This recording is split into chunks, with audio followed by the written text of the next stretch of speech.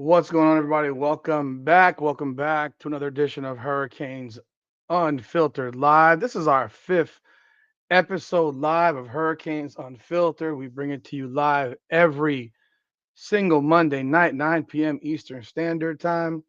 I do hope people are able to jump on board. If you are in the room, please do leave a comment. Welcome aboard, Cuban Kane, Jay Money, Rob Dukes.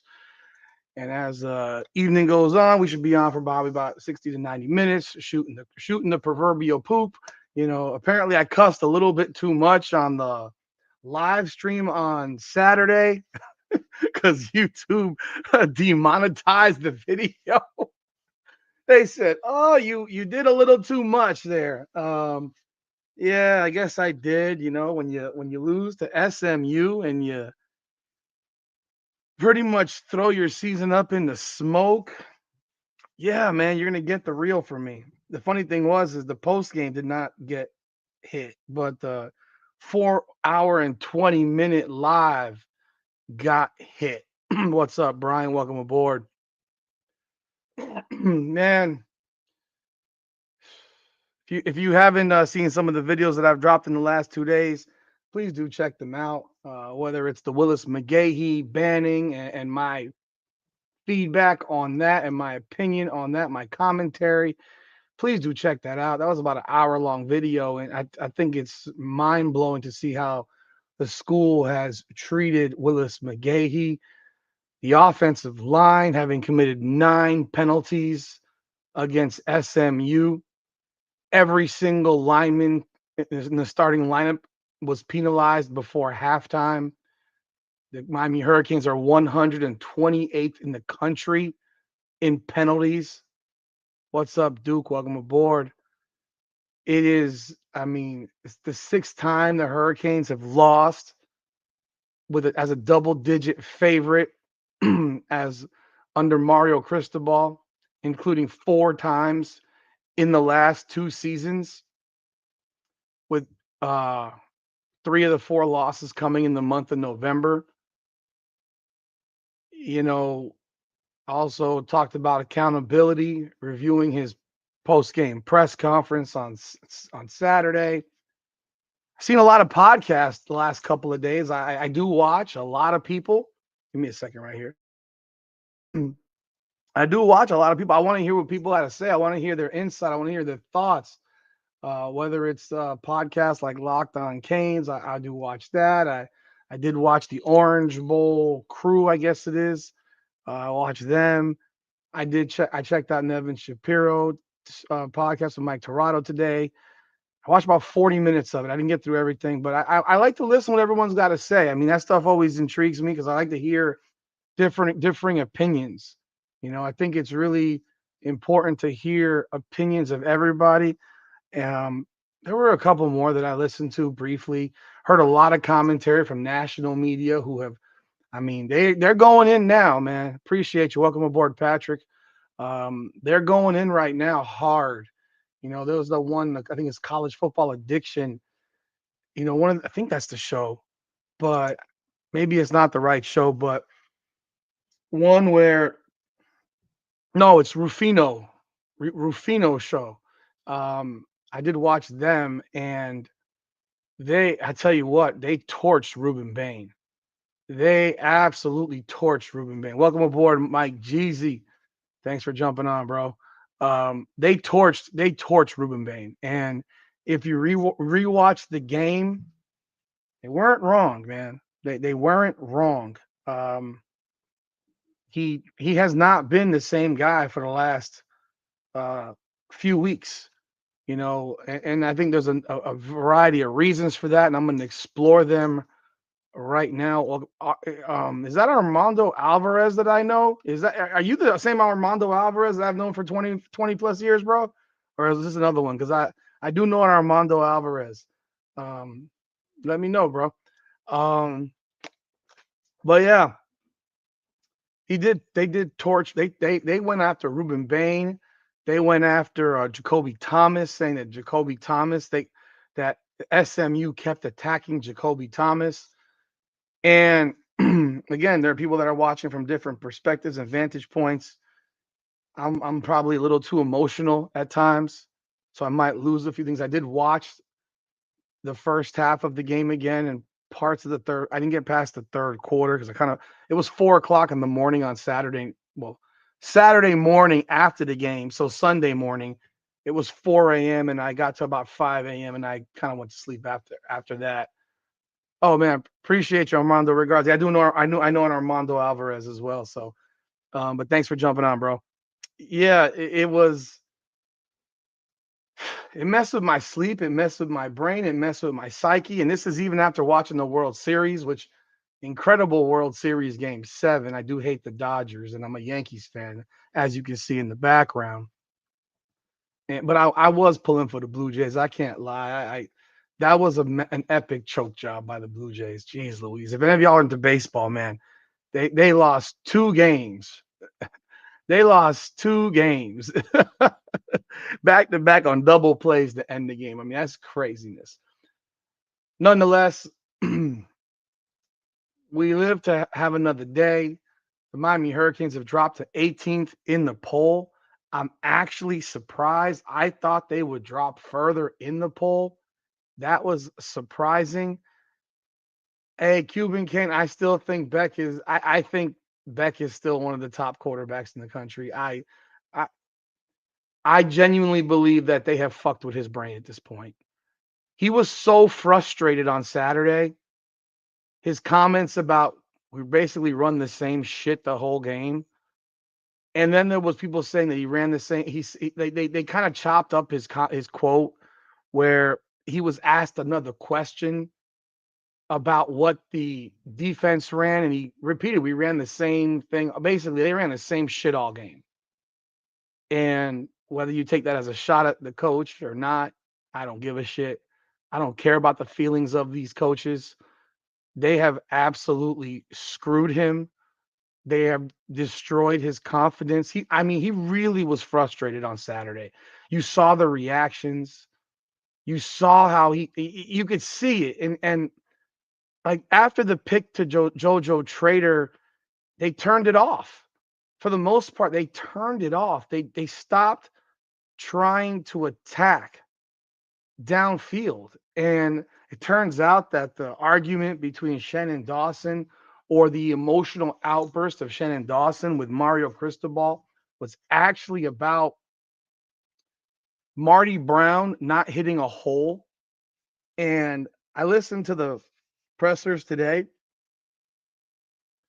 kind of like I call it a word salad sandwich. They just mix it with dressing if they want to make it sound good. What's up, Ben? Welcome aboard, bro. You know, the fact of the matter is, he says they ran that play 4 times and 3 times they got 10 yards on it. Well, I can tell you that they didn't run that play the other 3 times on 4th and 1 or 3rd-and-1 situations against a full box, with 9 guys in the box. They did not run it with 9 people in the box. And people are really quick to take still shot photos and say, look at that big hole there. Well, problem one is you don't have running backs with the greatest vision, and they're making decisions like this.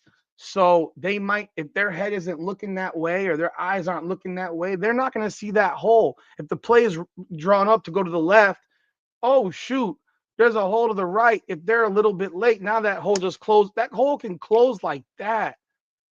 You know, welcome aboard, Beast. Appreciate you, man. The it's just one of these things where when people take still photos, like even if you look at the still photo shot that people were taking of the final pass to Malachi Tony, he ran the wrong. He didn't. It was a miscommunication of basically Malachi needed to keep running straight across on the crosser, and instead he deviated up, and that allowed the cut in front of allowed the DB to cut. Was the ball thrown well? No, it was late. The ball was late, but if he runs straight across, the ball is at the very least incomplete and not intercepted. So these are the types of mistakes that the Hurricanes continue to make.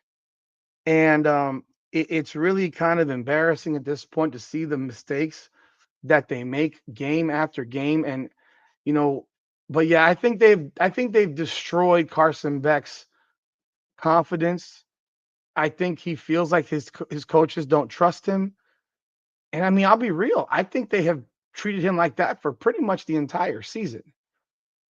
I mean, they've treated him like that for pretty much the entire season. They've kind of had him on a short leash. If you look back, I mean, this guy, you know, I didn't see the Shannon Sharp Ocho Cinco clip. I honestly couldn't care less what those idiots think. Those guys are fucking morons. So I don't really care what they think. I'm gonna be real. Like if you go look back at what he did when he was at Georgia, I mean that year they went 13-1. He had 1, 2, 3, 4, 5 300 plus yard games. I mean, he threw for almost 400 yards against Kentucky. 313 Auburn, 315 against Florida, 306 Ole Miss, 298 Tennessee.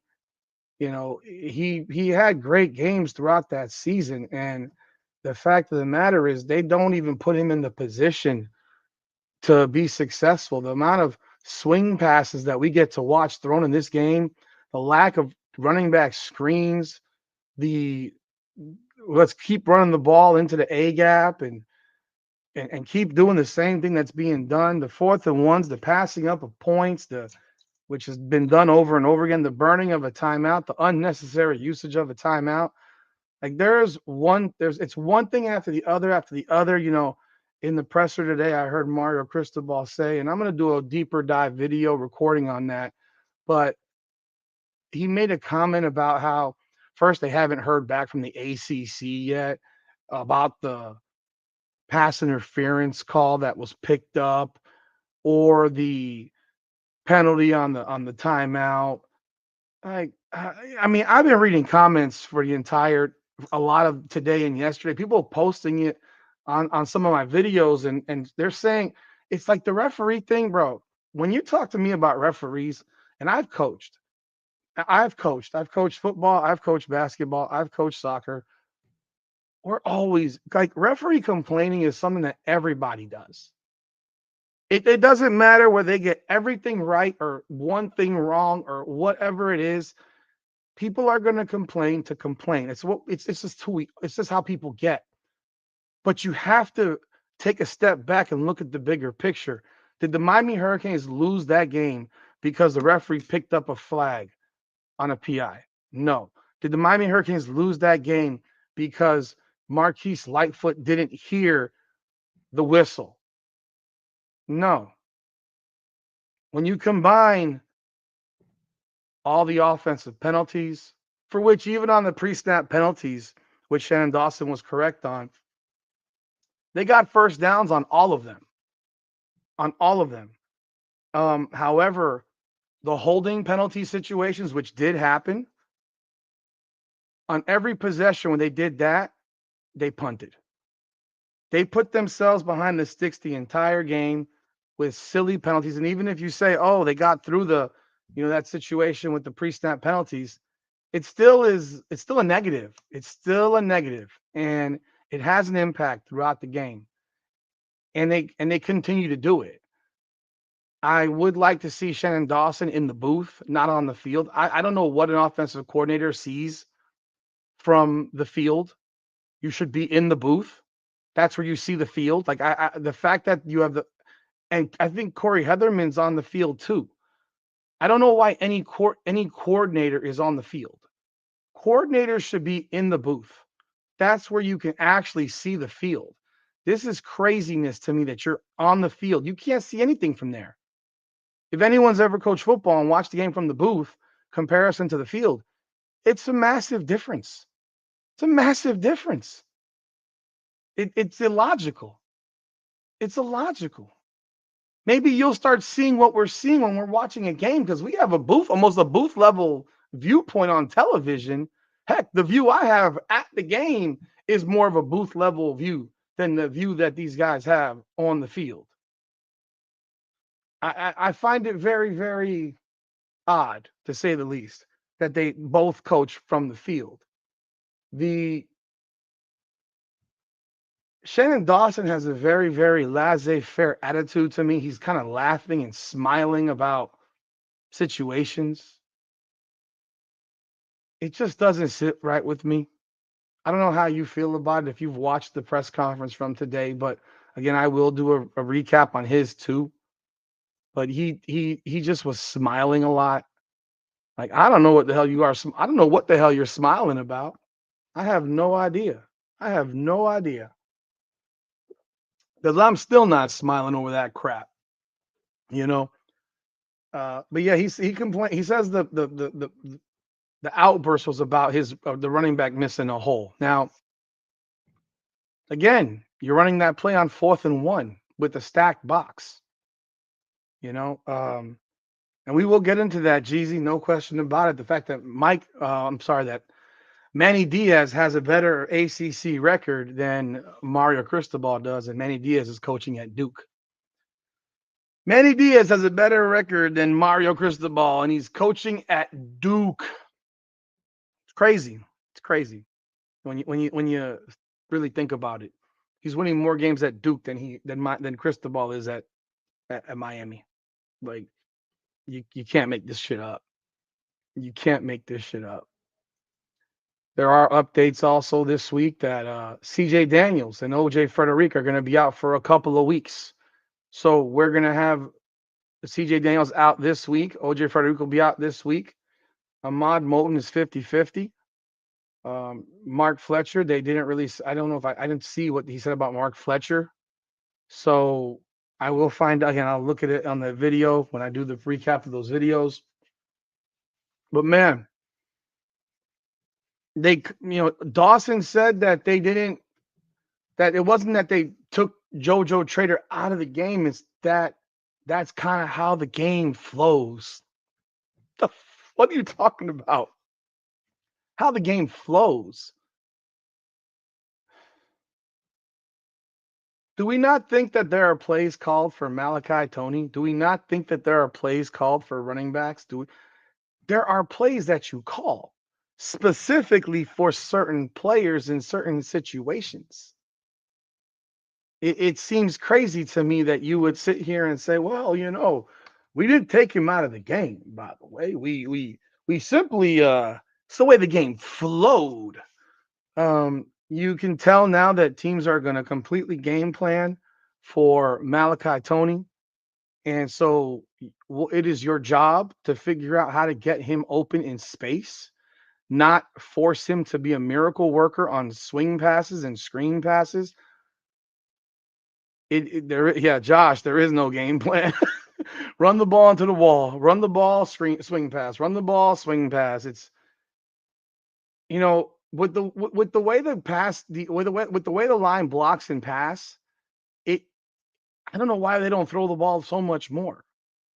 They should throw the ball a truckload more because their offensive line really does block well in the pass. Carson Beck doesn't really have anyone put a hand on him, and that was a really, really, really good defensive line in terms of pass rush. If you look at the numbers, the SMU defensive line is a very good pass rush team. And yeah, so and they didn't get near him. They didn't get near him. And this is what happens when you go further into the season. There's more film, there's more things that people see about y'all, but it's on you to adjust and change what you do a little bit to keep them off balance. At the same time, once again, we're being told by these coaches that, yeah, well, they kind of dictate what we did. We played a team that gives away over 300 yards in passing per game, is the worst passing defense in Power 4 football, and we allowed them to dictate to us what we were going to do. I find that insane. I find that insane. You think they're always max protecting Cuban Cannon? I don't think they're always max protecting. Maybe a chip, but I don't know if they're always max protecting. I would be running 4 wide. I'd be running tempo. If you want to be real, you want to know what I would run with the offense that this team has? You want to know what I would run? I would run 2 wide receivers, a fucking tight end, a fullback, a lead fullback, and a running back. That's what I would run. If you want to run the damn ball and be a running team, put your damn quarterback under center. Let's go old school football and start smashing people. That's how you run the football if you want to be a running freaking team, not this freaking shotgun garbage. Line your quarterback under center, get a lead fullback. You got all the running backs in the world, tight end, or put a sixth offensive lineman out there and smash mouth football these dudes with two wide receivers. It ain't complicated. That stuff used to work. It still would. In fact, I think it would work even more now because people wouldn't even know what to do. These teams today are so dumb. Most of these teams are so dumb.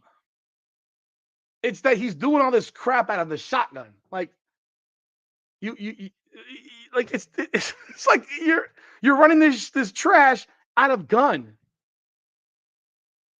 I hate spread offense. It's not football. That's called 7-on-7. That's 7-on-7 football. People might disagree with me on that, but that's all spread offense is to me. It's a bunch of 7-on-7 garbage. And I remember going to 7-on-7 tournaments for high schools, and you're seeing every high school team runs go to these 7-on-7s, and we won the 7-on-7 championship. Man, you got no offensive line. Your quarterback's gonna get crushed. You're so excited about 7-on-7 football. You got an offensive line that can't block anybody. You can't block anybody. And yet they run it, and then they're surprised when the season starts in high school, and they're like, "Oh, we can't do this." Well, no, because you got no line. You still need a line. You still need an offensive line to block for spread offense. If they can't pass block, it ain't gonna matter. I mean, you can run up. Yeah, you're right, Duke. You can run up the score. I mean, for Christ's sakes, SMU gave up 48 points to Baylor, man, and 35 to TCU. It's crazy, man. Stuff is nuts. What's up, Stuart? Welcome aboard. So yeah, but no, I was actually surprised about the fact that Miami is ranked 18th. As I said, I mean, the question that I had was, I said season's over, and while is it over in terms of the playoffs? I think there's maybe a 10% chance. I think there's maybe a 10% chance, because Georgia Tech loses by 12 to NC State. You want to know what fun? It's funny. Florida State beat Wake Forest 42-7. 42-7. They beat Florida State beat Wake Forest 42-7. They're 42-0 in that game. That's the same team that beat SMU last week. Same team that beat SMU last week. Isn't that funny how it goes? We beat Florida State beats Wake beat SMU, and SMU beats us. It's incredible. But if you look at the rankings, Louisville's now ranked 14th, Virginia's 12th. Georgia Tech 16, we're at 18. Again, I'm actually kind of surprised. I think tomorrow we'll find out, have a better idea. I don't think it's all over yet, but it's close. What's up, Cell TV? Welcome aboard, man. I don't think it's all over yet. I thought it was all over, but I thought we'd be ranked in the 20s. Being ranked 18th, well, Georgia Tech has to play NC State on. They play Boston College. They have to host Pitt. They do play Pitt, and it's at home, but they play Pitt. Again, I don't care about the ACC championship. Realistically, we're not getting there. Virginia is going to probably get there. Louisville beat us, so that's a problem. Louisville still has Clemson. Louisville has to go to SMU. But again, they beat us, so they'd have the head-to-head. I don't know what the three-way. They play Clemson next week. Clemson stinks, but this ACC is crazy. It's a shit show. It is a shit show. And when you look at the teams ahead, some of these teams are going to lose. And I don't want to think that there's I'm not being an optimist, people. I think we're going to lose another game. Okay. I think we're going to, based on what we're watching, I think we're going to lose one more game for sure. Probably at Pitt. Let's put this scenario out here. I'm not getting my hopes up. I think I said it's a 10% chance, 5 to 10% chance. If Miami is ranked 12th or 11th somehow going into Pitt, and we lose at Pitt, what would y'all say to that? What would y'all say to that? If the Canes are ranked 11th, and I'm talking about in the college football playoff ranking, not in the AP. I think we've seen already that I've shown before that last year, our ranking in the CFP was actually higher than our ranking in the AP poll. So, and we do have that Notre Dame win, which is still good. The South Florida win is still a good win, whether people like it's still a better win. We still have the 3 ranked wins at this time when we played them. You got, I know Duke plays somebody. Who's Duke playing? Duke plays Virginia, I believe it is. Virginia plays Wake Forest, Duke, and Virginia Tech. Wake Forest just beat SMU for freaking Christ's sakes. I like this, but I don't think Virginia is gonna. I think Virginia will get there. They got that gift of losing to NC State, even though it was a non-conference game. We're not gonna lose to Syracuse. Like that's not gonna happen. People, we're not losing to Syracuse. We're not losing to Syracuse. Like Syracuse is horrible. Syracuse has a quarterback that was a walk-on from lacrosse or something like that. They've got nothing. They've got nothing. We're not going to lose to Syracuse. I'm more concerned about is if we beat Syracuse by 50. I mean, because if we don't beat Syracuse by 50, that will be irritating to me. Syracuse is dreadful. Their quarterback's not a third stringer, man. Their receivers are not third stringers. I don't know what third stringers they got playing for SMU, but okay. They're playing with a quarterback that, I mean, people, I mean, we can be real, bro. They had at quarterback in their last game against North Carolina a guy by the name of Joseph Filardi, a freshman. He threw for 39 yards. He was 4 for 18. He was 4 for 18. I don't have any concerns about playing Syracuse. And he was the starter. I expect Miami's defense to hold them to under 150 yards of offense. I think Miami's going to win this game like 45 to fucking nothing.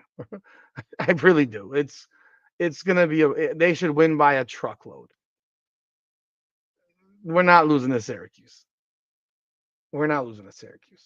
It's not. If we lost, listen here. If we lost to Syracuse, I think all of the support that the Moss brothers have for Mario Cristobal would go up in smoke immediately. Immediately. Like there would be no defending it if we lost to Syracuse. Absolutely no defending losing to Syracuse.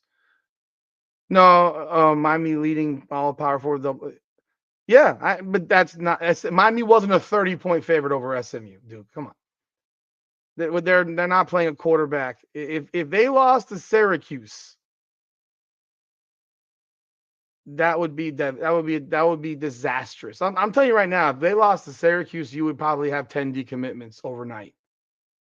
Overnight, you would lose 10 commitments. It would be catastrophic. They lost to North Carolina 27-10. North Carolina's horrendous. Like you would lose 10 commitments overnight. The goal now at this point, and I mean, I know people are going to be are not happy about it, and I understand it. The goal at this point has got to be get to 10 wins, man. Win 10 games and win a bowl game. Obviously, it's easier said than done. You finish 11-2. There are lots of people that didn't think this team would win 10 games. I'll be real. Like I've listened to predictions, and lots of people that didn't think they'd win 10 games. You know, I'm not arguing anything that y'all saying. I promise you, I am not. I'm not disagreeing with y'all in a lot of what you're saying. But yeah, we're not losing to Syracuse. I just would be. It would be devastating to get to the point of being ranked like 11th and then lose to Pittsburgh. That would be devastating. That would, God, but I could see it happening. Oh boy. Yeah, the problem R6 is that everyone who can leave for the draft would opt out of the bowl game. And we'd be playing with a bunch of backups. Yeah, we had that 11. Well, I'm gonna be real. That 11 win last year that pissed me off because you know what? I was pissed off at Cam Ward. I'll be real. I was pissed at Cam Ward when Cam Ward bailed out on that. That pissed me off.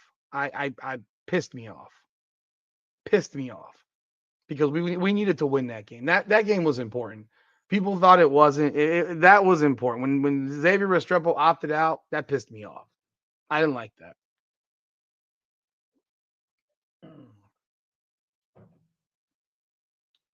That's fine. He shouldn't have played the first half either. Then, if he was going to bail, he shouldn't have played the first half. He shouldn't have played at all.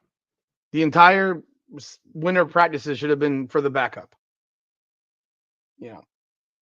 And last year we got lucky a bunch. We got the Vatek game we escaped with. We had the Cal game that we escaped with. We had some fortunate things happen. You know. I know professional football players now who like that stuff still matters to them. You know, that still matters to them regardless. And you're no longer a free athlete. You're a paid athlete. You're a paid athlete. Patrick, I understand that. I would rather him not have played at all because they didn't announce that he wasn't only going to play the first half. That was never announced. It happened when it happened, and we found out when it happened. No one told anybody that he was only playing the first half. And I think I hate that shit. Like you're not going to get me to change my thoughts on that shit ever.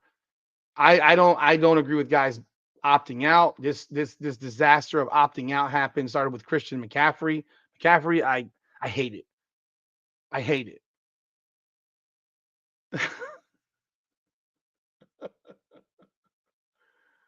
Yes, I know. Get the record and sit the second half out, and then you watch us lose the game, and then it's like now they could say, oh, they couldn't beat a ranked team. Well, yeah, we would have beat that ranked team if Cam Ward had not sat out the second half.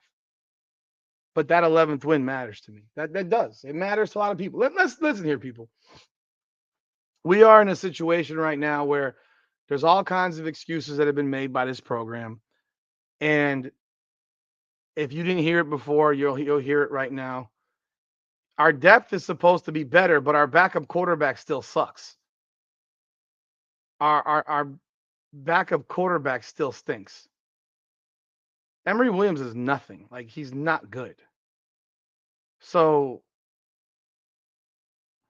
yeah, I'm not gonna swear my life on Emory Williams. Sorry. Like he'll never play a meaningful snap at Miami ever again. He'll be in the portal this year probably. I mean, he'd be crazy not to.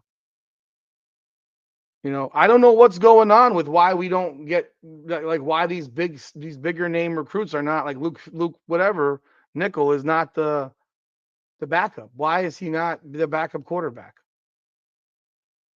Stewart, yes, it's every week a giant air sandwich. Absolutely. Absolutely. Well, God, my train of thought. Yeah. So Kurt Signetti comes to Indiana last year. Yeah, Darion Coleman should be the backup quarterback next year. And they should go get Cedric Bailey, CJ Bailey out of NC State, bring him back down here. I mean, I'm hearing obviously from different shows that he's a done deal to come to Miami, which would be the only way you probably keep JoJo Trader down here. But let's ask this question right here. Well, you can't have the season fall apart. What are you gonna do? You want to bench Carson Beck? You bench Carson Beck, Miami goes 6-6. You bench Carson Beck, we go 6-6.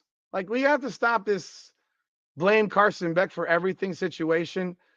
If you bench why the fuck isn't he getting playing time? Who? Luke Fickle or Nickel, whatever the fuck his name, Nickel? I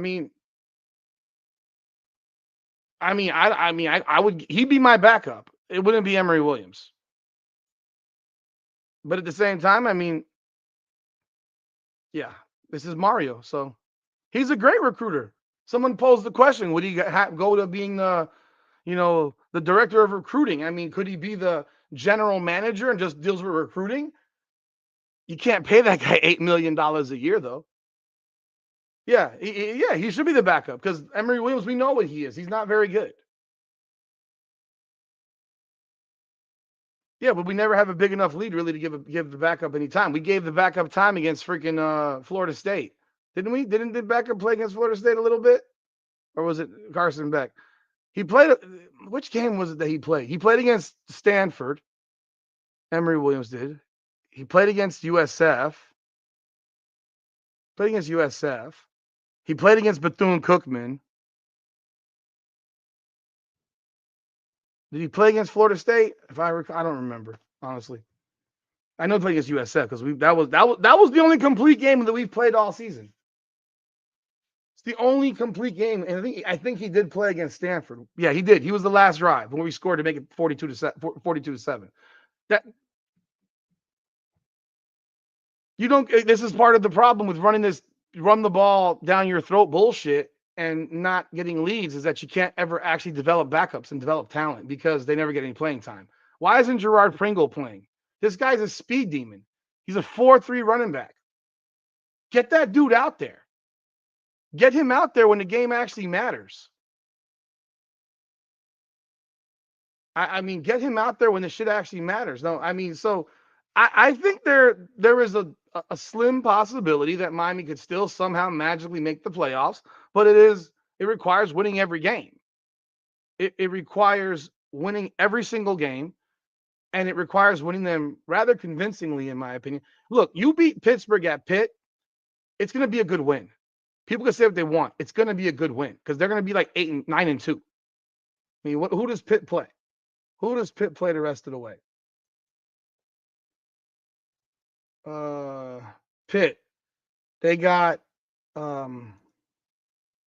they play Notre Dame. Oh, shit. Maybe not. Pitt plays Notre Dame, Georgia Tech, and Miami. Now they might be 7-4. Fuck. Here's the question. Do you want Pitt to lose to Notre Dame or beat Notre Dame? You want Pitt to beat Georgia Tech because you didn't play Georgia Tech. But do you want them to beat Notre Dame? We need them to beat Georgia Tech on the road. You think we need the Notre Dame to lose to Pitt? So if that happens, then and that's a home game for Pitt. If that happens, then Pitt's 9-2 coming into that game against Miami. I think you want Pitt to lose to Notre Dame personally. Because I think Notre Dame has to be 10-2 for Miami.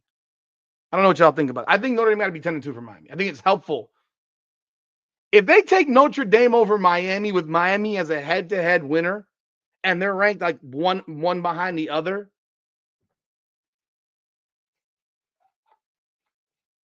that would be some shit right there. Then we would have the argument of 2000 in Florida State over Miami. But at least back then that was just 2 teams. It wasn't 12. Oh boy. We don't have an injured quarterback though, so yeah. If Pitt's 9-2, Pitt's ranked in the top 15. Would you agree? So we're all over the place in this. Some people say Pitt has to lose. Some people say Pitt has to win. If Pitt's 9-2, Pitt's a top 15 team, would you say? Because that means they would beat Notre Dame and Georgia Tech back to back.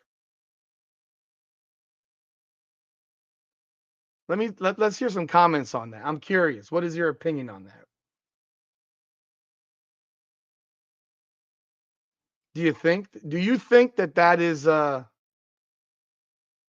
that changes anything? So if Pitt's a top 15 team when Miami plays them, and Miami's 9-2, and Miami goes to Pitt and wins, I know what Heather Dinich said. I heard it. I heard it literally today on Locked On Canes. Brian, I'm sure you heard. Did you hear the same thing? I heard it on Locked On Canes.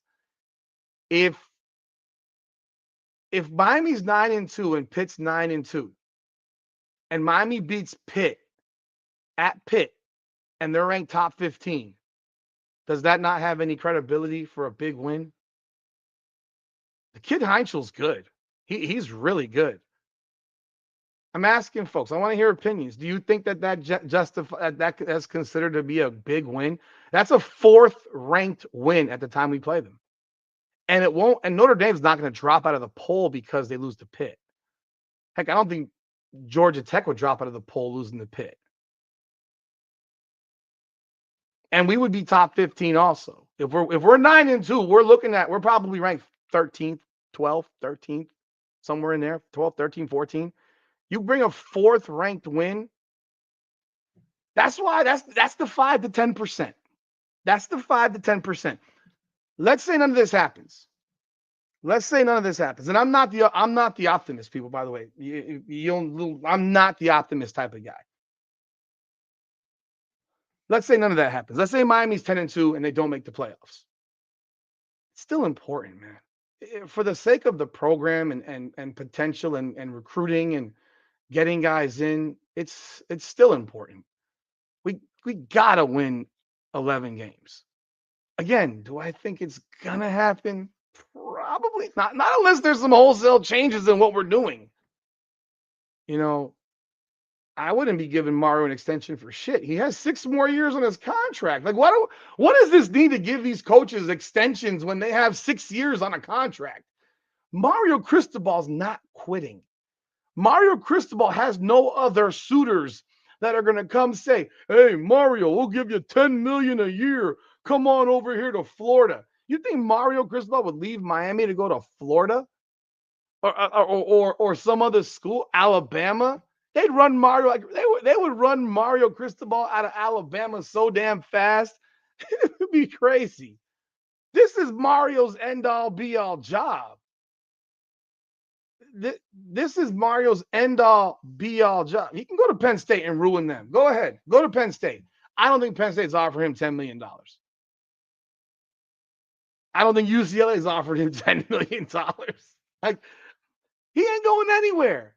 So what the hell do you got to give a guy an extension for when he's got 6 years left on a contract? Jeezy, I think if Miami and Pitt are 9-2 and we beat Pitt, I think we're in the playoffs. I mean, that's that 5 to 10% that I'm talking about. That's what has to me. That's what has to happen.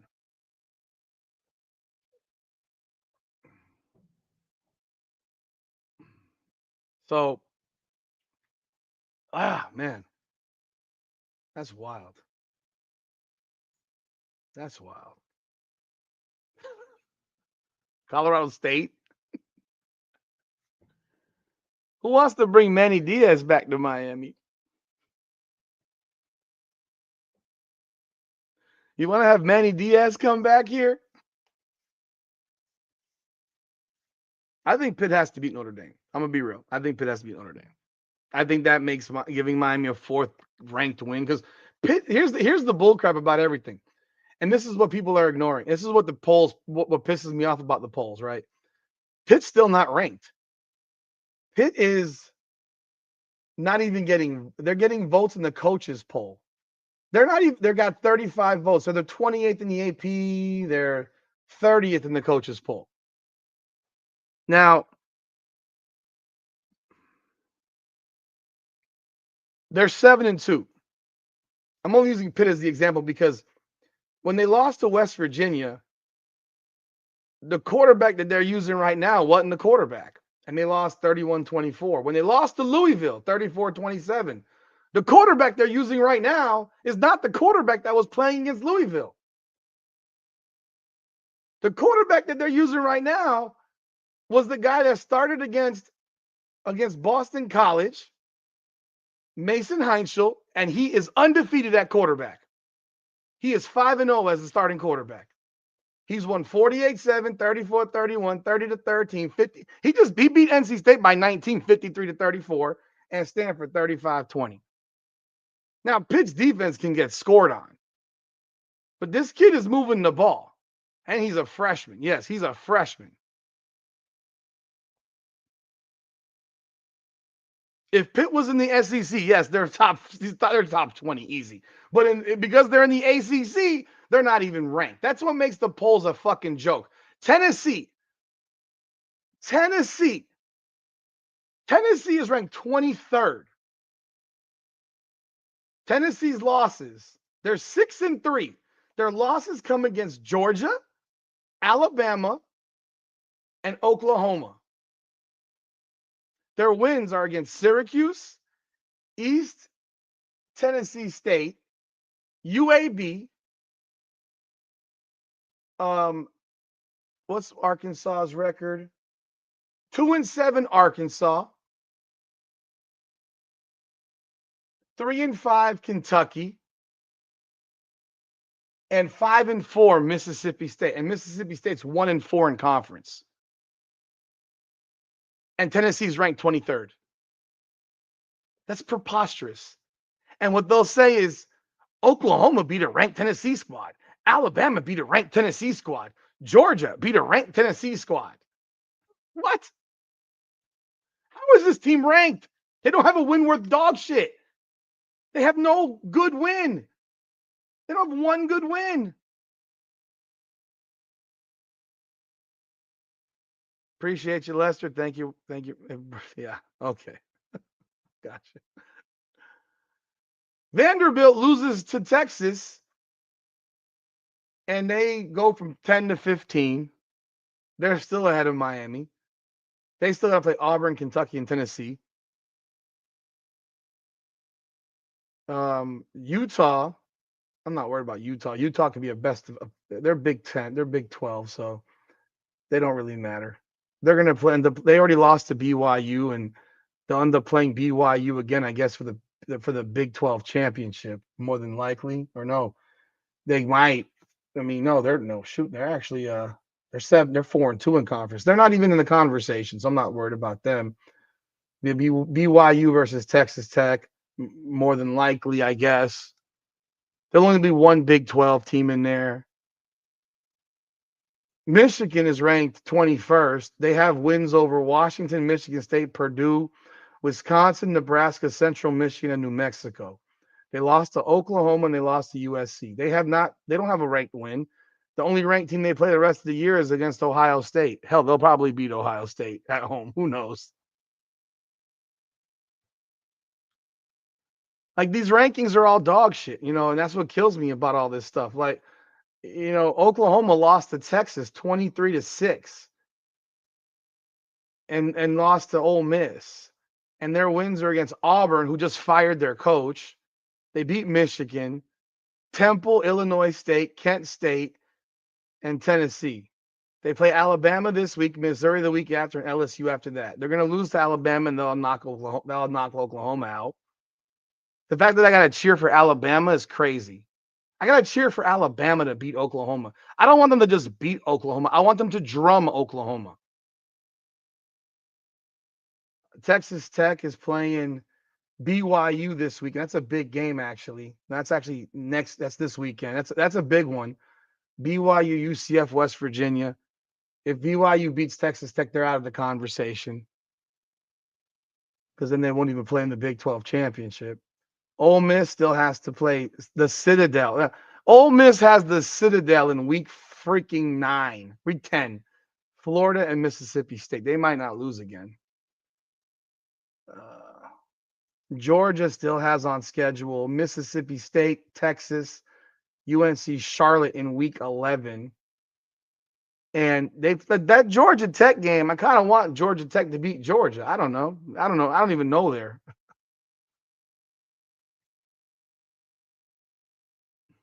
UVA would be 3-1-5 with the tie. Oh, 5-1 we'd be 5-1-1, and UVA would be 3-1-5. Oh, let's see what else in these freaking ridiculous rankings. I'm just looking at the possibilities. Anyone behind Miami, I'm not really concerned about, because as Miami wins, they're okay. Louisville still has to play Cal, Clemson, and they go to SMU, and then in Kentucky. SMU's not even ranked still, so it's like they beat us, they're still not ranked.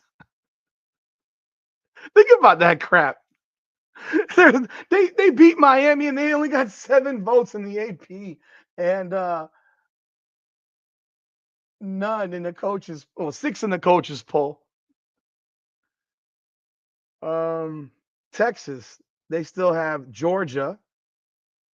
So I guess we're cheering for Georgia now. We need Georgia to beat the crap out of Texas, I presume. Arkansas and Texas A&M. I'm gonna presume Texas is gonna lose to either Georgia or Texas A&M. What do y'all think? Patrick, man, I gotta keep some level of reason to watch this shit, man. Don't you? We need a reason to watch this stuff. We need a reason. Texas A&M plays Missouri. So let's say Texas A&M loses at Missouri this weekend and then beats Texas. I mean, and then they lose in the conference. I don't even know who the hell playing the conference title.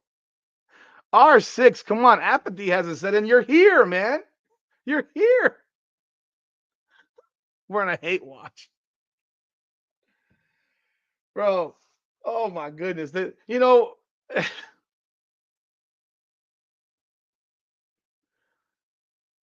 man. It could be that we're the basketball. I mean, the basketball team right now, by the way, is playing its opener against Podunk High School. They're playing right now against Jacksonville. They're up 66-49, by the way. I don't know a single person on the basketball team right now. What would it take to win the rest of these games? I think an act of God.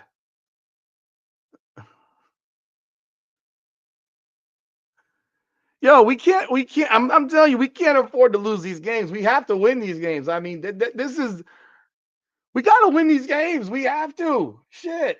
By the way, just so you know, I don't know who's in South Florida who's currently in this chat right now. But are you going to the game if you have tickets? Are any of y'all going to the game? I know Jeezy, I know you're up in Jacksonville. Is anyone down here in South Florida who's going to the game? I don't know what any of these players are. I don't know who plays for the Hurricanes basketball team. Malik Renault, Shelton Henderson, Ernest Udet Jr., True Washington, and Trey Donaldson, Salih Altuntas, Timotej Malavek, Jordan Key, Dante Allen, Marcus Allen. Oh, Marcus Allen transferred to Miami. Oh shit, he went to Northern High School. He's a local guy. Oh, cool.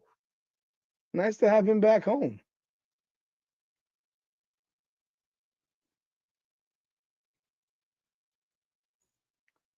So anyone down here though that's going to the game against Syracuse this weekend? I'm asking because I'm actually going to be at the game. I mean, I have tickets. I go to the games, and I mean I am credentialed, but I don't go into the media booth unless it's just to get like the paper or whatever. And then I go back to my seat. I sit in section CC 254 in the Cornerstone Club, and I'm gonna bring my iPad and do a live from the stadium. I don't know if would people be interested in that because I did a live this past weekend and we got I mean hell we had close to over 900 people in the live, especially in the fourth quarter, but consistently like between 120 and 300 people throughout the game. And I'm gonna do a live from the stadium. I'll have to tone myself down because I'll probably get kicked out of the stadium otherwise. I don't know. Are any of y'all would y'all be interested in that and seeing a live from the stadium? Obviously, I'm not showing the game. I don't even know if I could from because I'll be at the stadium. I have to have the camera on me naturally. But let me know what do y'all think of that? Would that be of interest? Would that be something that y'all would watch? Because it does take some effort to do this. So just want to see if y'all are interested in actually. The game this week is obviously at 3:30. Have they announced next week's game time? Next week, 3:30 as well. So Miami, Syracuse 3:30. Miami, NC State's at 3:30 as well. So the next two games are at 3:30. Both of them. Thank God. I'm so sick of those freaking night games. I absolutely despise these night games. I don't know why people like this shit. I hate them. I hate night games. All right, Brian. All right, let's do it. I'm gonna do it. So thank you for letting me know. Yeah, I'm so tired of these stupid night games. Night games drive me crazy. So let's see what the current college football, whatever I don't they call these stupid things done by ESPN. I guess Paul Feinbaum has returned. That douchebag. That guy's a flipping doucher, man. He was blowing us, and now all of a sudden, Jeezy, I'm gonna be live. So now all of a sudden you got this doucher comes back and he's gonna talk shit about Miami because that's who he is. We know who he is. He's a doucher. Can suck a dick. Hate that guy. They got Miami at number 19 in the ESPN power ranking. I'll tell you what, the CJ Daniels situation, he needs to get healthy. He needs to get healthy. We absolutely need him on the field. We absolutely need him on the field. Yeah. But SMU, let's look at SMU real quick, man. SMU, God, not SMU, Syracuse. Syracuse, I'm losing my brain. Syracuse, bro. Oh, that first. You want to know what's crazy about that play to JoJo Trader? Yeah, I have to stop the cussing. Yes, at least a little bit. I have to tone the cussing down a little bit, right? I've been good tonight. Come on, Cuban. I've been good tonight, bro. You're Cuban. You're Cuban. You cuss. I'm Cuban too. God darn it. We're an emotional being. It's funny. It's like, oh, anyone interested in boxing? Apparently, Jake Paul and Gervonta Davis are no longer going to fight because Gervonta Davis is going through some criminal and civil issues. Fletcher's out. I don't think Fletcher's playing. Fletcher got hurt on Saturday. They did not say what it was, but Fletcher is probably not playing this weekend. That's my guess. We'll get that lower extremity nonsense. No, they won't snatch the channel. They just will demonetize the video. No, it's not. They're not going to snatch the channel. They're just going to demonetize the video. So, who are the other hurricane channels that y'all watch? I mean, I wonder what you know. I of course he got a concussion running into. Oh my god! What other channels do you guys watch? Because obviously I just got into hurricane, doing the hurricane podcast this season after kind of being away for a bit. Well, what other ones do you watch? I'm just curious because I do watch a bunch of them. I mean, I do like to support other channels, and I hope they all do great. Definitely, I do. I have checked out the whatchamacallit, the breakdowns and stuff like that. I don't have the time or the energy to do that stuff. That stuff takes forever. Anyone who's breaking down film, man, that takes forever. I watched Alex Dono today. I was watching Locked On Canes today. That's where I heard the thing about Heather Dinich. I was actually watching it like 2 hours ago when I was driving home. You know. Uh oh man. Yeah, because obviously I like to differentiate myself. I think everyone's a lot. I think the only one that's kind of similar to me in terms of approach. Tell you, I actually enjoy. It's funny. I enjoy listening to the Nevin stuff because whether people like it or not, he still knows people there, man. Like there are people still talk to this guy, right? But when he says I can't cuss, I think that's hilarious. Actually, I think that's freaking hilarious. He says, I'm not allowed to cuss. And I'm sitting here like, get the freak out of here, bro. And then he tells, like today he was telling Mike Torado, you're the moderator. You take care. You'll lead me. And every 3 seconds he jumps right on in. You're like, dude, you just told the man he's the moderator, man. Let him man get the sentence out. Let the question get out before you jump in, bro. Let Torado ask the question. You jump in every 3 freaking seconds. It's kind of like me. I do that too. I can't lie. Um, through the smoke. That's inside the U, right? Is that David? Is that Dave? Does David do that podcast? David Lake? See, here's the one thing about me that I think people will like. I like entertainment. I like comedy. I like making stuff fun. I also like emotion and passion. And if your voice just does this for 30 minutes straight, I can't. I just can't. I need inflection. I need it to go woo woo woo. I need you to go from throwing your hat to I need it to be, I need it to have some like dun, dun, dun, dun, dun, dun, dun, dun, dun. I did a joint one with John and Cafecito with Canes, con Canes. That was my first I jumped on his. He was actually a guest on my first live, so that was cool. That was a lot of fun. I'm always up for collaboration with people. I mean, obviously I'm growing and they may have more of a following. I like emotional variance. Absolutely. I like it. If I'm just hearing the same monotone thing for 30 minutes, like that might as well be the Calm app and put me to sleep. I need that emotional component because it's funny. I don't know how many. Like I said, I don't know how many people are at the games, but bro, I'll sit in my seat and man, oh man, let me. Hey, if any of those channels that you watch, they want to do a collaboration and jump on board and do a co-broadcast of Hurricanes Unfiltered, and they can do it to their channel, and I'll do it to mine, and maybe I bring some people to them, and they'll bring some more people to me. I mean, that would be great. I'm always down for that. Appreciate you, Jake. Um, you know, yeah, I'm always up for it. But where I'm sitting, these people in the it's the Cornerstone Club, so it's indoors. So you have the more chill, you have the more chill mentality of people there, right?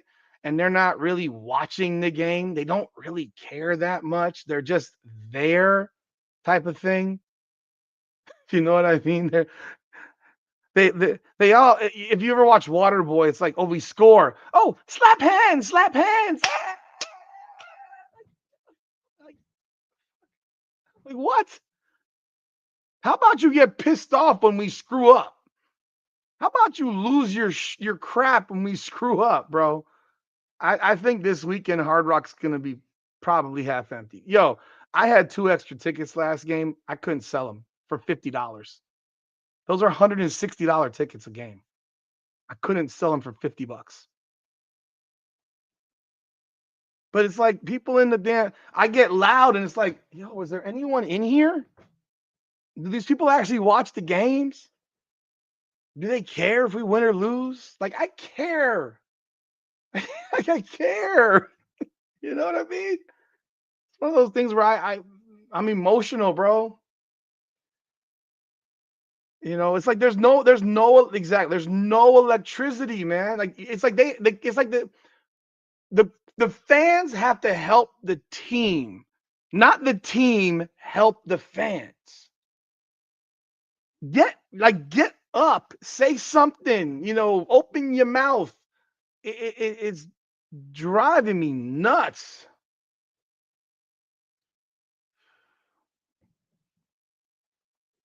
Cristobal would lose 2 games in 2001.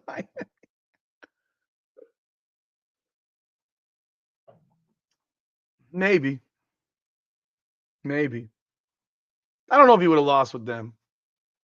That would have been hard because that's the type of offense that he likes. He wants the two wide receivers, full lead fullback, running back, tight end. And here's the thing, and this is something that I think people are really missing is we don't have a tight end. I'll say it again and again and again and again. We don't have a tight end. The tight end situation is a problem. We do not have a tight end. I'm curious to see, do we have a tight end that we have in our recruiting class? We don't have a tight end. And that's a big issue. Right now, Miami's class has 25 commitments. They're ranked 11th on 24/7.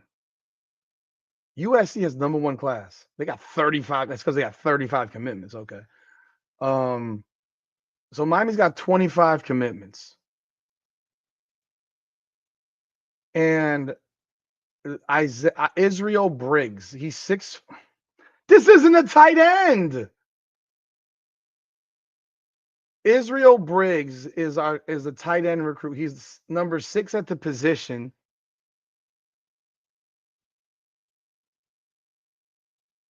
I knew we had a tight end issue.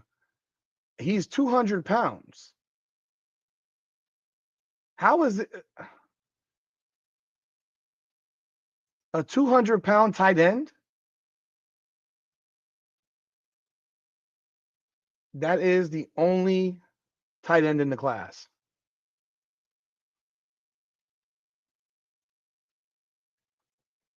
A 200-pound tight end. And he's a 4-star athlete. You don't know. I don't love 87. I don't love number 9. I don't love number 9. I don't love 87. I can tell you that for sure. Do not love either one of those guys. It's funny, you see general manager and director of player personnel. Whatever. Good Lord. Give me a break. I don't think Lofton's any good. He can't block. And then he proved to me he can't catch. We have one tight end in this recruiting class, and he's 6'4.5", 200 pounds. You better be looking for one in the transfer portal. You better be. You know what I saw some people post, and look, I don't know if anyone here feels this way,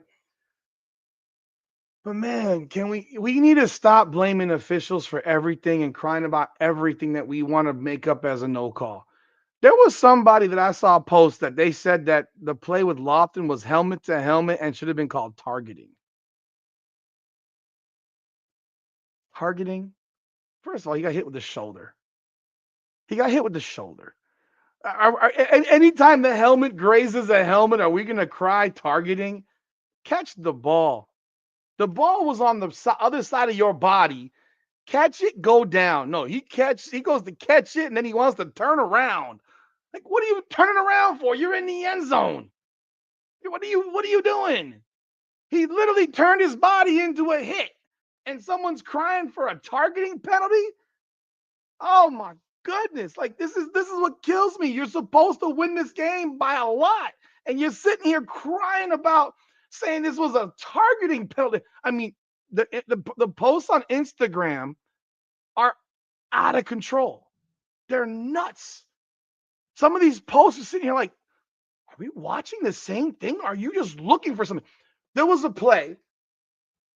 The play where Carson Beck scrambled all around and dude got called. Which one? I don't know which guy it was. McCoy got called for illegal man downfield. Now, I think it was McCoy.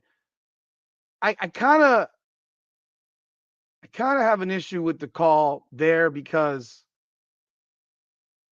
I kind of have an issue in the call because of the fact that he was engaged in a block. He was blocking the guy. He was still kind of blocking the guy. And so I guess you can't block the guy to that point. Like, so if you pancakes the guy down 9 yards down the field, it wasn't even that far. It might have been 5 or whatever. But they called that, and that's fine. It is what they called it, whatever. But there was somebody who posted saying, did you see Malachi Tony get mugged? I'm sitting here like, mugged? I saw the play. You know what happened with Malachi Tony on that play? Please, let's explain. Carson Beck's running around, right? He's escaping the pocket, escaping pressure. And a defensive player, Malachi Tony, ran into each other. That's not passing. Someone said that was illegal contact. I'm like, no, it's not. It's not. It is not. They ran into each other. That's incidental contact. And it actually happened twice on the play because they ran into each other. He goes down. He gets back. They both went down. He gets back up and he turns around. He runs into somebody else. And you're like, what are we talking about, guys? You know, it's like, come on, bro. It's like, come on. Are we just making up looking for every nonsensical thing we want to call a penalty and say, oh, they cheated us there too? It's like, come on.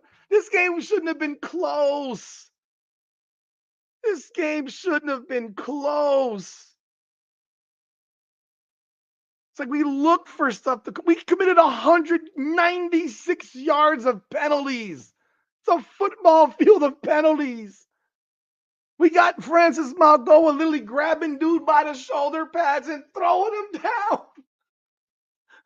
It's holding. I don't think that was PI either in overtime. I thought that was incidental contact. Again, I don't think it was. I've seen worse, not called. I've seen worse, not called. Again, I think we're always looking for stuff. Make plays. Don't drop balls. We had 5 drops. That's what I forgot. Every possession where we got called for holding or dropped the pass ended up in a punt. Every possession. You know who said that? Shannon Dawson said that today. That was the quote every drop pass and every hold, every possession where we had that happen ended up in a punt. Catch the freaking ball. Catch the ball. Like if you start watching from the opposite way, see how many times there are calls that we don't have called on us that you probably could call on us. I would say that. That's I don't complain about referees a lot. I really don't. I'm not that guy. I don't have the energy for it. I don't have the energy to just complain about referees all day. Because if that's what I'm doing, then I'm again, once again, what's the word? The word of the day. Accountability.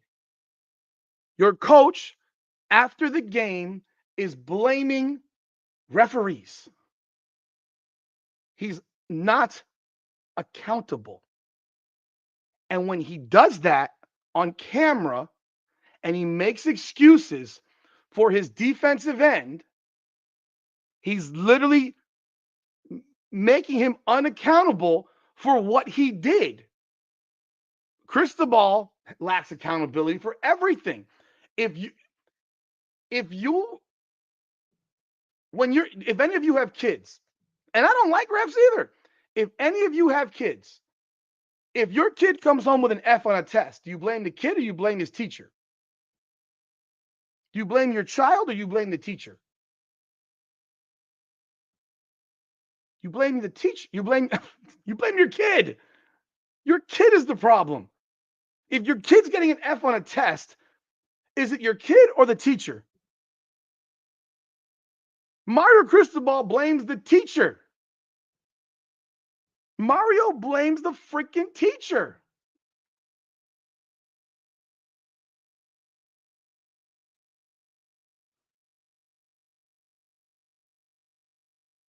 Hey, Corey Heatherman had his own flaws this weekend too. Like they were flaws.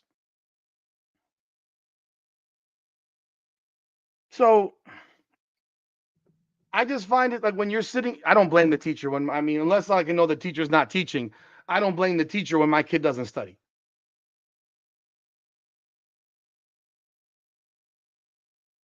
If my kid doesn't study, how is that the teacher's fault? If my child does not study for a test, how do I blame the teacher? Yeah, we got to get back to work. No, mother. Let me ask y'all a question on this one again.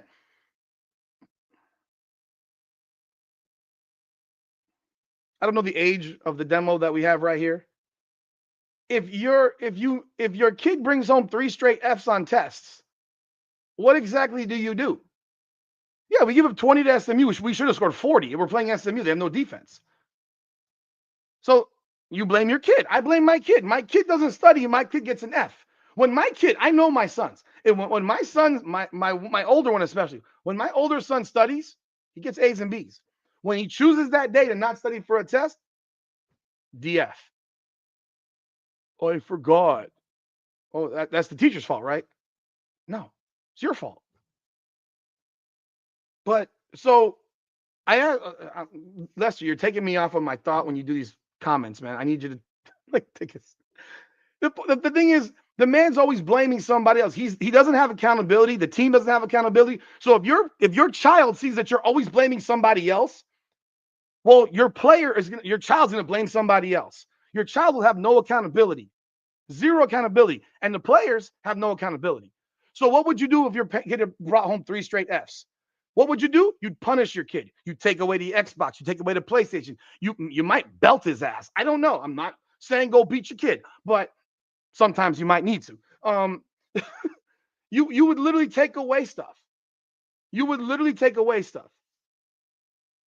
Would I rather give up 365 passing yards with -3 rushing yards or 200 in the air? Or one? I'd rather give up 365 in the air, actually. But actually, I don't know. Yeah, I would rather give 365 in the air. Yeah, I'd rather give 365 in the air. Yeah. Because I'm going to presume that if they have -3 rushing or was -2 going into at the end of regulation, that we're winning by 30 because they got nothing on the ground. That their offense was one-dimensional as hell, and they're doing that because we're beating the brakes in. I just think there were issues that Heatherman had in terms of the fact that Jacoby Thomas was getting attacked most of the game, and there was no adjustment. Like, you have to adjust a little bit. Like, you have to protect. If Jacoby Thomas is having issues like this, figure it out, fix it. I'll give you. But so, like I said, if my kid brings home 3 straight Fs, I'm gonna punish him. It's not. But Mario, the only guy he punishes is JoJo Trader.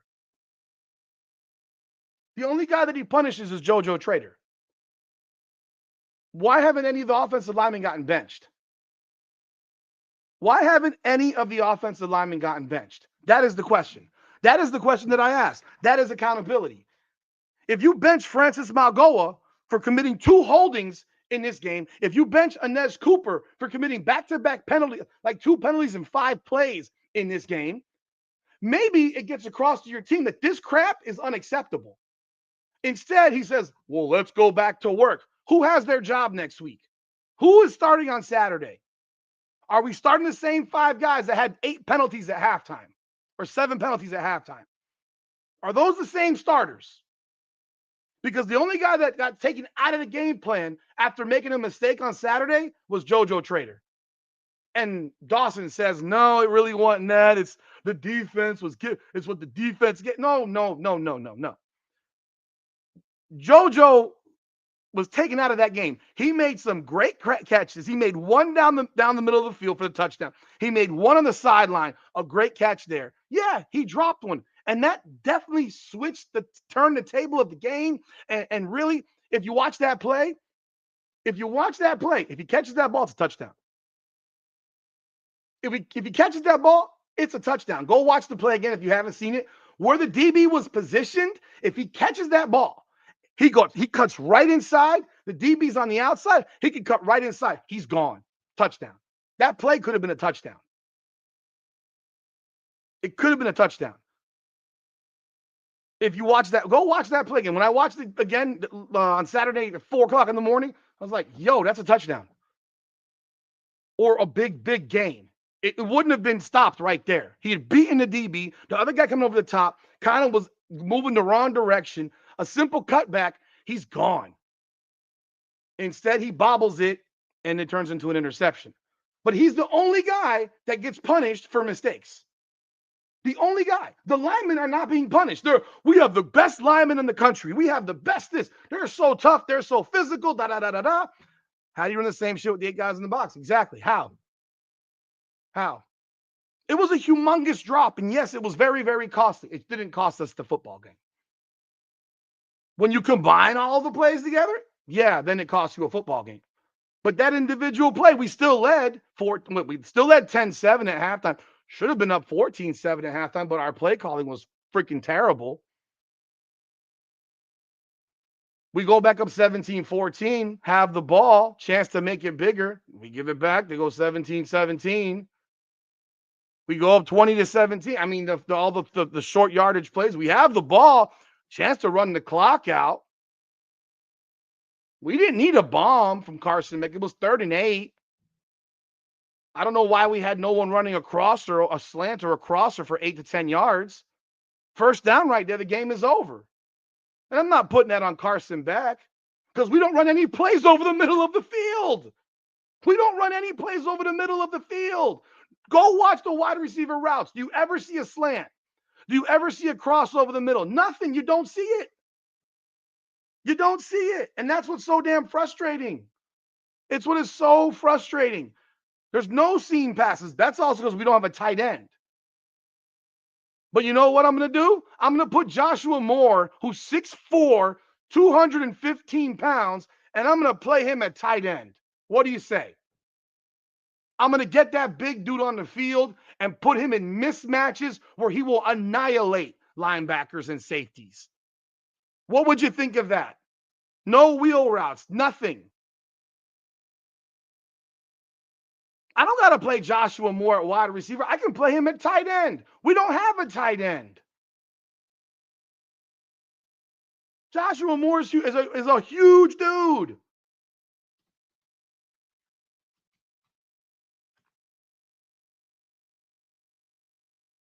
Elijah Lofton is 6'3", 230. 6'3", 230. And Joshua Moore is 6'4", 215.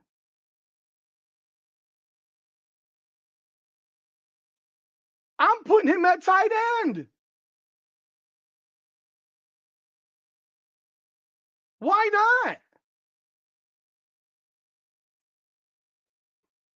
Hell, Jimmy Graham was a basketball player. I covered Jimmy Graham playing basketball back when I was covering a team for Inside the U. Put the damn athlete at tight end. No, we're going to go run the guy that can't catch or can't block. If I'm going to have a guy that can't block, I'm going to have a damn guy that can run. I'm going to have that 4.4 speed out there playing tight end. I don't know what Joshua Moore runs. I presume he runs a 4.4, 4.5. I'm sure he's faster than Elijah Lofton. And I'm sure he's way faster than Alex Bauman. So what in the world? I'm going to have that dude playing tight end. I'm going to have 4 wide if this is what we're doing. But he doesn't bench anybody unless the guy's name is JoJo Trader. There's no accountability. And that's why I compare it to your kids, because if you allow your children to see stuff and watch you do things, what are they going to do? They're going to do what you do. I feel it's crazy that we have to compare this to kids. R6, yeah, it's too creative, man. He'll block better than 87 and Lofton, because Lofton blocks worse than 87 and Bauman. Lofton's a worse blocker than Bauman. O-line doesn't get punished. You know what they do? They run laps, I guess. Maybe they run gassers. Maybe they do up downs. No, bench these dudes. Bench these guys. And I'm not saying you bench them all, because you can't bench them all, because then you're running a whole bunch of backups out there. But you got to bench somebody's got to be made an example of. Somebody on that line should be made an example of. And I know who I would probably make the example of. I'd probably be making an example of Inez Cooper right now. I understand the problems at center. If that's the situation at center, the guy behind is probably worse. The guy behind is probably worse.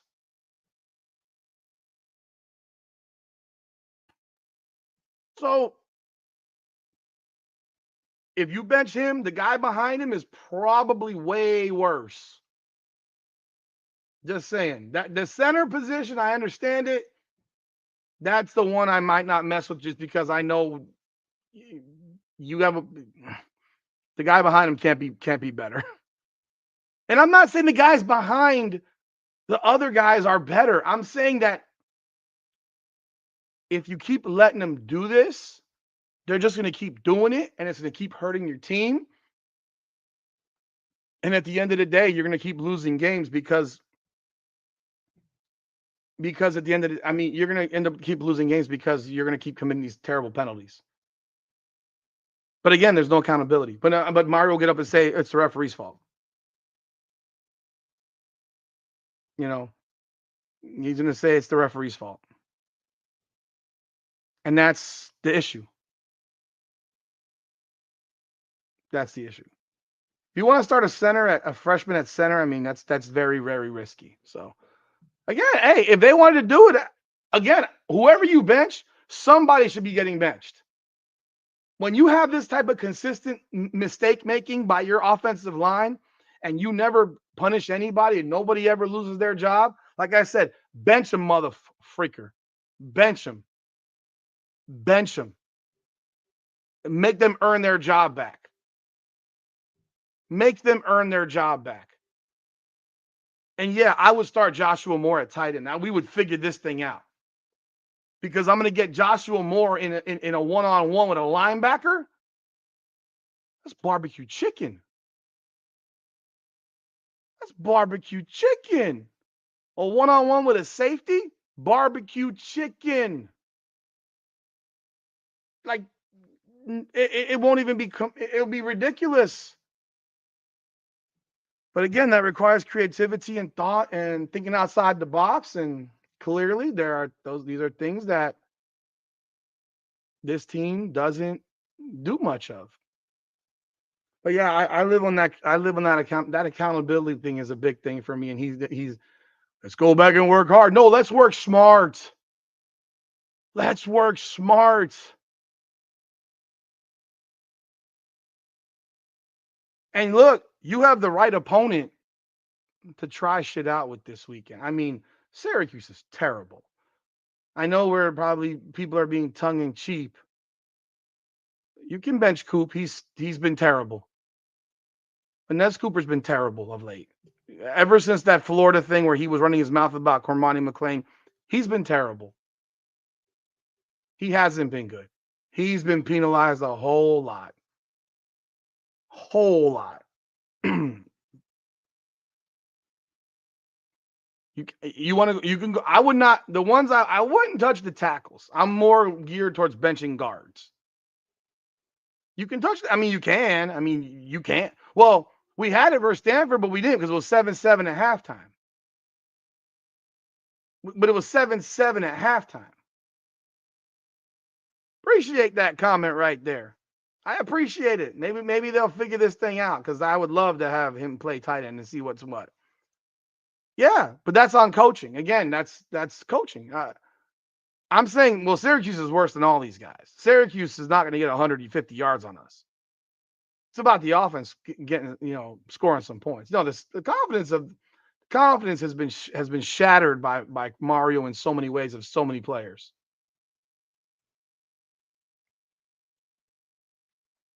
So yeah, Syracuse's only win was against Clemson, but that was when they had their quarterback. Angeli's been gone for weeks now. Yeah, and that's what his name, Angeli. Yeah, he's still their leading passer. It's amazing. 4 weeks later, he's still their leading passer. But yeah, guys, I that's the way I would be looking at it.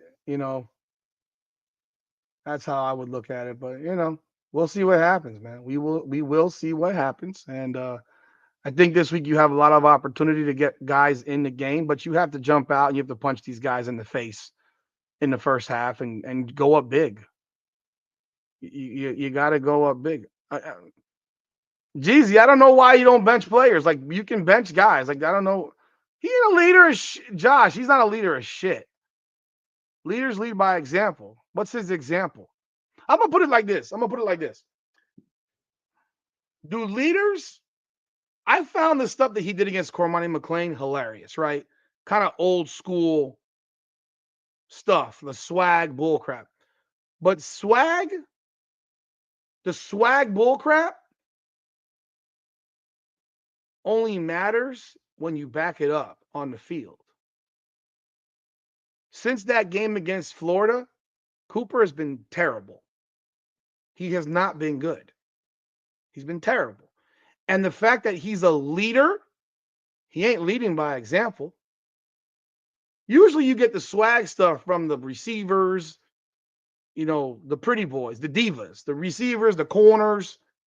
That's the swag stuff. Linemen are supposed to freaking be not jumping on their freaking social media, TikTok, Instagram in the locker room after a game and saying, "Come on, McClain," And again, I thought it was funny at the time. At the time, I thought it was great. But I also thought he was going to back it up in future weeks and not look like trash in future weeks. You can do a lot of these things, but the whole in the locker room, you're still in your pads and you're running your mouth. Bro, you're a 6'4", 340 pound lineman, and you want to fight with a 6 foot tall, 6'1", 185-pound cornerback? What are you? You want to take on a lightweight? You're a heavyweight? It was hilarious at the time. I thought it was hilarious. I wouldn't have done it in the locker room. I'd have waited until after I left the locker room because I think it looks bad in the locker room. Like you're doing the social media stuff with these kids today is crazy. But now who looks like a clown? Who's the one that's committing penalty after penalty in games? Who's the one that's getting blown off the ball in games? Who's the one missing blocks in games? He is. So, yo, if you're here right now, still, I appreciate y'all being in the room. I'm about to jump off. If you haven't done so yet, I do have merch, Hurricanes Unfiltered. This is embroidered. This is embroidered right here. This is a heavyweight shirt. I do have shirts that are not embroidered, that are like, what do you call it? Like iron screen print. They're not like plastic, but they're in the shirt material. Appreciate it if you want, if you like the merch, go check it out. If you're interested in it, do grab yourself some merch. It is available on in my store. The hats, there's t-shirts. There's shirts for women. So if you have a wife or a girlfriend, they do have the tank, the cutoff mid-level. I just posted the link right there. They also have so the ultra soft tee is the iron-on. Where is the stitched on embroidered stuff? I gotta put the embroidered one in the store. There's a sweatshirt. So yeah, go check it out. If you're interested, appreciate it. If you're interested in it, go check it out and grab yourself some merch. But that's going to wrap it up today for this evening, man. I appreciate everyone jumping on board. I thank y'all so very, very much. I'm going to have some more content posted tomorrow, reviewing the different stuff on the, the different stuff on these press conferences. But again, yeah, Hurricanes Unfiltered. And if you're at the game, and listen, if you're at the game and you see me at the game, I will have lanyards if you do go to the games. But I do appreciate y'all jumping on board. Josh, Brian, Patrick, Jeezy, Cuban, Salim Family Office R6. Let's see who else we got in here still who's commented. Duke, I know you were in here earlier. I don't know if you're still here. Ben Daniel, you were here. Juan Rodriguez. I know a Juan Rodriguez also, actually. I have a good friend who's a Juan Rodriguez, but he's a Florida State graduate, so I know it's not him. Lester, thank you very much for jumping on board. And if I missed anybody, my apologies. Jake Tapper, Orlando Cantu. But again, thank y'all so very much for jumping on board here. David Portnoy. I presume that's not the Dave Portnoy from Barstool. If you are, get me under your banner if you're the Dave Portnoy from Barstool. But that's about it, man. I appreciate y'all. Once again, if you want some of that merch, go click on the link. And I do have other merch lines on there. Combat Corner. I do combat sports. If you have interest in combat sports, I do have combat sports as well. So check it all out. I appreciate y'all once again. And also, I do have a website. I do write up some stories now and again. And all the videos are a lot of videos are posted there. Thank you, Josh. I appreciate it. Check out the website. The website's free. You can go take a look at it if you're interested. Oh, also, follow on Instagram. Hurricanes Unfiltered. On Instagram, that is the Hurricanes show, Hurricanes Unfiltered. And then, of course, our main, the main show is Come On Now podcast. So do follow us on the different social media platforms on Instagram. That's really the one that I use the most. I know people TikTok. I don't do a lot of TikTok stuff, to be honest. Thank you, Brian. Appreciate you, Josh. Everybody. Thank you, Jeezy. Everybody. I will see you later this week, and I will be live on Saturday from the game. So do jump on board, and then next Monday we'll be back here again, 9 p.m. And I do a show with a buddy of mine, Ben Daniel, every Sunday night called Sunday Night Heat. every Sunday at 8 p.m. We talk about all kinds of sports. So, and we did do some hurricane stuff this week. So it was rough. Appreciate y'all. It's Hurricanes Unfiltered, powered by Come On Now, the podcast. Let's go, Canes. Come on now.